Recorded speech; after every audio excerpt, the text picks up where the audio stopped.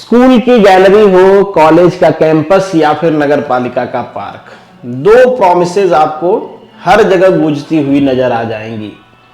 एक कहता है तुम कहो तो तुम्हारे लिए 4 तारे तोड़ लाऊं, रिप्लाई में वो कहती हैं कि तुम ही मेरे दुनिया हो। अलग बात है कि जो 4 तारे तोड़ने की बात कर रहा है उसकी समझ बस इतना है कि उसको चाँद आज भी मामा नजर आते हैं और दूसरे की दुनिया हर महीने बदलती रहती है। खैर, हमें इससे क्या है। हमारा डिस्कशन है आज भारतीय न्याय संहिता का सेक्शन 69, क्योंकि सरकार इस सेक्शन के थ्रू आपके प्यार के आड़े आने जा रही है और वुमेन्स एम्पावरमेंट इतना बढ़ जाएगा ना कि बेटा ऐसी प्रॉमिसेज आपको जेल भिजवा देंगी। खैर, डिटेल में डिस्कस करें उससे पहले 3 चीजें आप जान लो। एक तो ये कि जो हमारे देश में पुराने कानून थे अंग्रेजों के टाइम के, अच्छी बात है उसको बदल दिया गया है। मतलब भारतीय न्याय संहिता 2023 जो आपका आईपीसी है 1860 उसको रिप्लेस करेगा। फिर है भारतीय नागरिक सुरक्षा संहिता, ये आपके सीआरपीसी को रिप्लेस करेगा। और तीसरा है द भारतीय साक्ष्य बिल, ये आपको इंडियन एविडेंस एक्ट जो है उसको रिप्लेस करेगा। मतलब ये तीनों को प्रेसिडेंट का एसेंट मिल चुका है 25 दिसंबर को और हमारे देश में अब ये इनफोर्स हो चुके हैं, लॉ बन चुका है ये। ठीक बात है।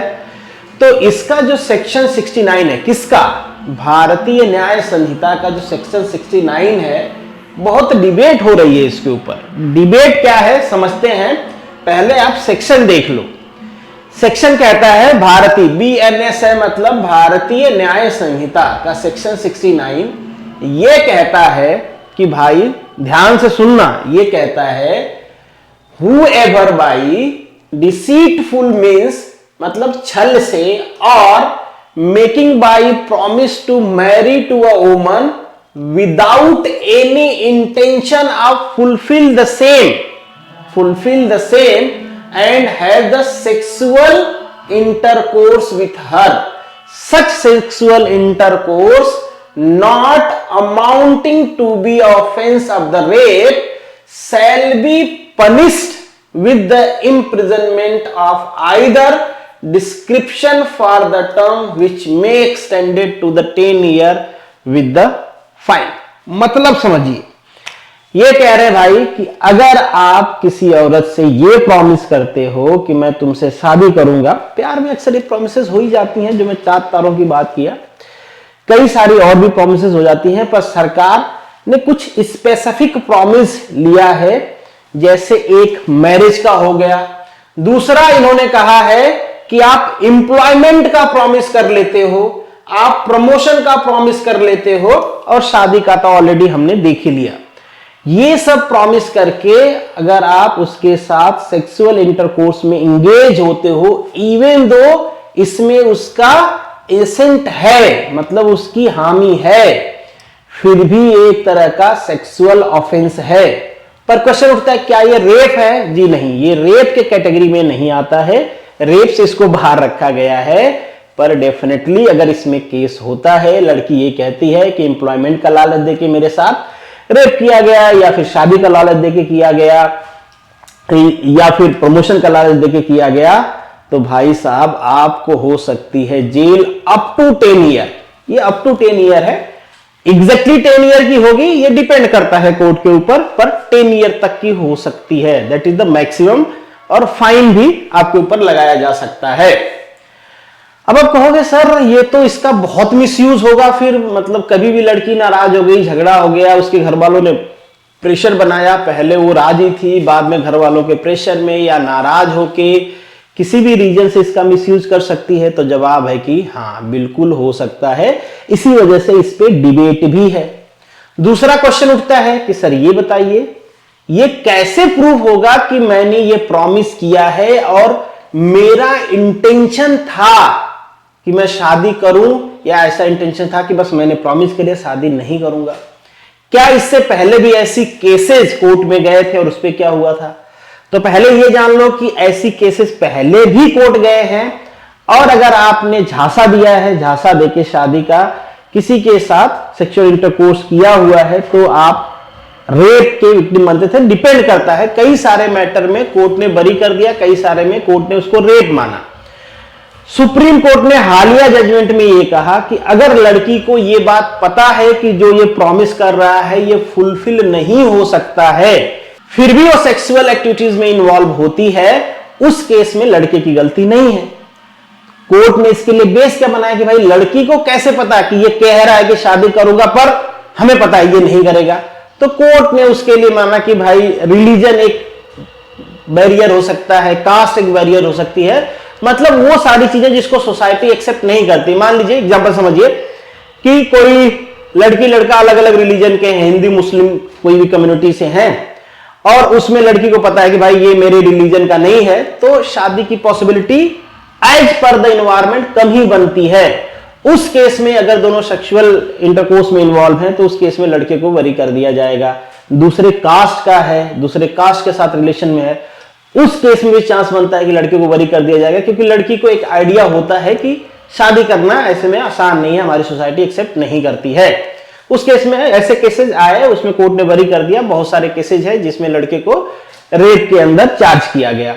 अब यहां का मैटर है, यहां का डिफरेंस बस इतना है कि इसको रेप कैटेगरी से बाहर रखा गया है, पर जो सजा है वो रेप के आसपास है। रेप में 10 साल की मिनिमम सजा है, वो लाइफ टाइम इम्प्रिजनमेंट में भी जा सकता है रेप के केस में, यहां पे 10 साल मैक्सिमम सजा है। बस डिफरेंस इतना सा है, बाकी यहां पे भी इम्प्रिजनमेंट होगा।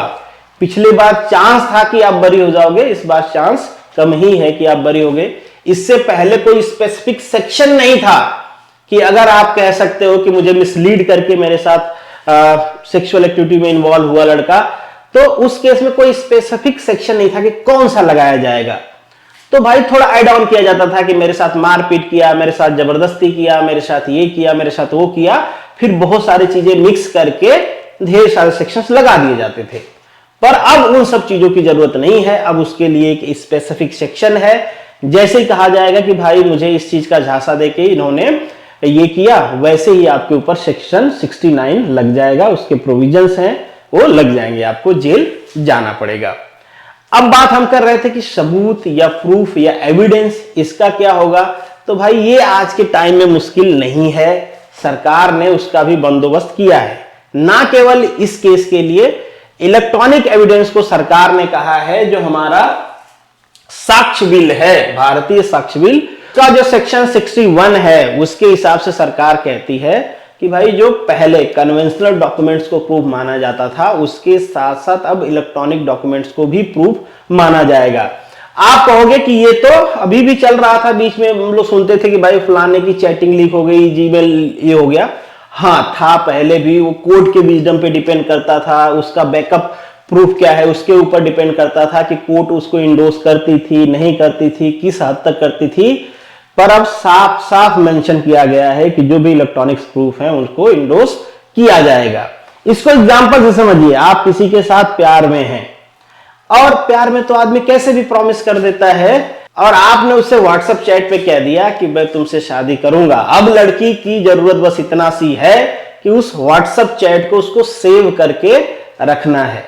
वो WhatsApp chat in future as a proof कि आपने उसके साथ प्रॉमिस किया है शादी का, और वो कोर्ट में वैलिड माना जाएगा, और उसके बेसिस पे आपको 10 साल की सजा हो सकती है। ना केवल व्हाट्सएप, किसी भी सोशल मीडिया, चाहे वो मेल हो, फेसबुक चैट हो, किसी भी तरीके से आपने प्रॉमिसेस किए हैं एम्प्लॉयमेंट के, प्रमोशन के, मैरिज के, और आपने उसको फुलफिल नहीं किया है और उसके साथ सेक्सुअली एक्टिव हो, तो आपको ये सजा हो सकती है। तो भैया अब बच के रहना है।